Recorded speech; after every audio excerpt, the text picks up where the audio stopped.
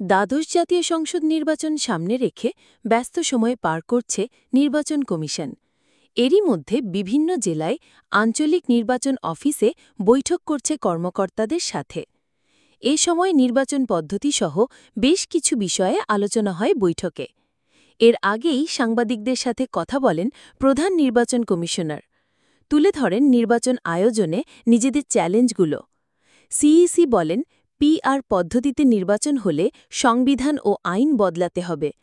আইন বদলানো না পর্যন্ত পুরনো নিয়মেই নির্বাচনের প্রস্তুতি নিচ্ছেন তারা। দেশের স্বার্থেই একটা গ্রহণযোগ্য নির্বাচন প্রয়োজন। রাতের আধারে নির্বাচন আর হবে না।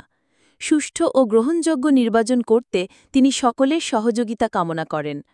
শনিবার দ্বাদশ জাতীয় সংসদ নির্বাচন উপলক্ষে খুলনা অঞ্চলের নির্বাচন কর্মকর্তাদের সাথে মতবিনিময় সভার শুরুতে সাংবাদিকদের এসব কথা বলেন তিনি। জানান, কৃত্রিম বুদ্ধিমত্তার এআই প্রযুক্তির মাধ্যমে মানুষের কণ্ঠস্বর ও বক্তব্য দিয়ে হুবহু মিথ্যা তথ্য প্রচার করা সম্ভব।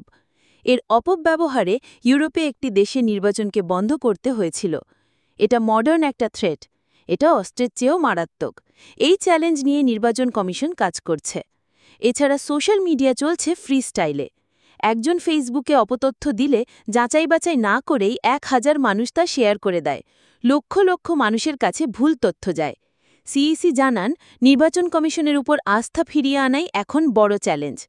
একই সাথে ভোটকেন্দ্রে ভোটারদের উপস্থিতি, সোশ্যাল মিডিয়ায় অপপ্রচার ও কৃত্রিম বুদ্ধিমত্তার এআই প্রযুক্তির অপব্যবহার আগামী জাতীয় সংসদ নির্বাচনে বড় চ্যালেঞ্জ।